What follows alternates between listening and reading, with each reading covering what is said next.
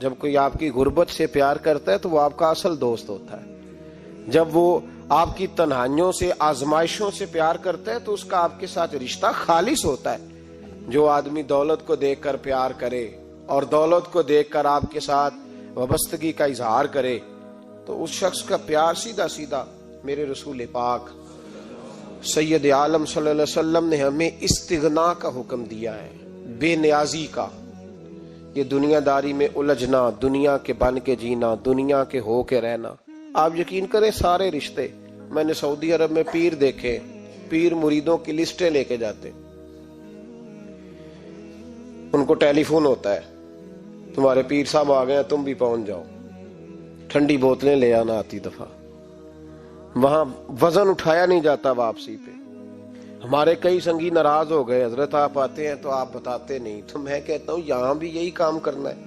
ہم تو اپنے گناہوں کی معافی لینے آئے، تو ہم جس کام آئے ہمیں کرنے دو، کیوں الجھاتے ہو؟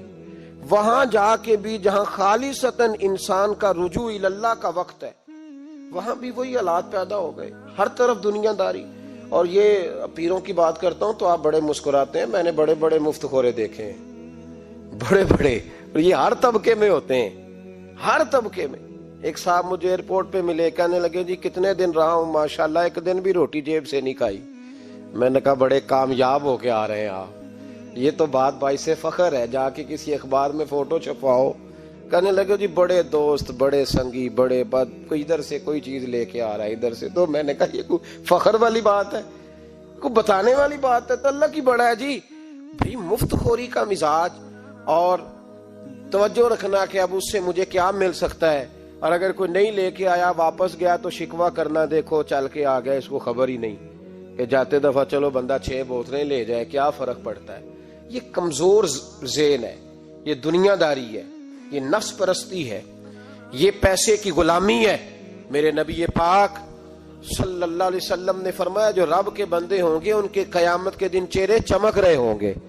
تو یا رسول اللہ صلی اللہ علیہ وسلم اس کے علاوہ بھی کچھ بندے ہیں؟ فرمایا لعن عبد الدنیا وعبد الدرہم. فرمایا کچھ دنیا کے بندے ہیں، کچھ درہم کے بندے ہیں. ترجمہ یوں کر لو کچھ ڈالروں کے بندے ہیں. یہ حدیث مشکات میں موجود ہے. ڈالر کے، ریال کے، لاکھ کے، کروڑ کے بندے. حضور وہ کون ہے؟ فرمایا لعن عبد الدنیا وعبد الدرہم. جو دنیا کا اور دولت کا بندہ بنے وہ لعنتی ہے، ملعون ہے. یہ خدا کا بندہ رہا ہی نہیں، یہ پیسوں کا بندہ بن گیا ہے، دولت کا بندہ بن گیا ہے. اس کا معیار بدل گیا ہے. حضرت سالم بن عبداللہ بن عمر حضرت عمر فاروق کے پوتے تھے، کعبے کا طواف کر رہے تھے.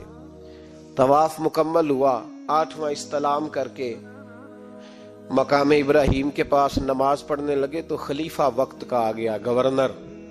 السلام علیکم کے بعد اس نے فوراً بات چھیڑی، کہنے لگا حضور کوئی حکم ہو تو بتائیے گا.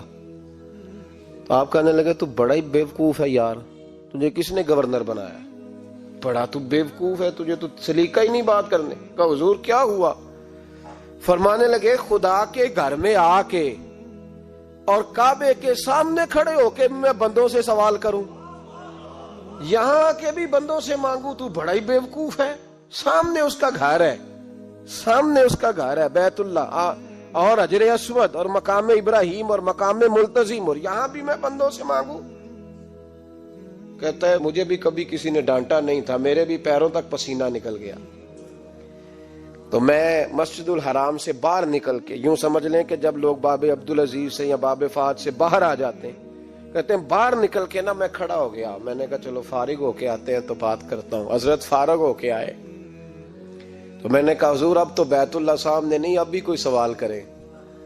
تو فرمانے لگے اچھا ضروری ہے؟ کہا حضور ضروری ہے. تو فرمانے لگے چل پہلے بتا تجھ سے دین مانگوں کہ دنیا مانگوں؟ بول. تو کہنے لگا حضور میرے پاس تو دنیا ہی ہے، دین تو آپ کے پاس ہے.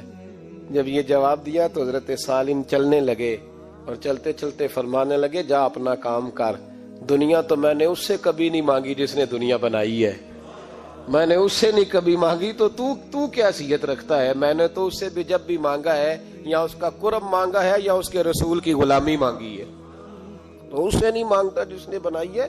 تو کیا دے سکتا ہے؟ تیری کیا حیثیت ہے؟ تو بھائی ان لوگوں نے قریب پھٹکنے نہیں دیا، ان کے قریب یہ چیز آئی نہیں. بے نیاز لوگ تھے، توجہ ہی نہیں تھی.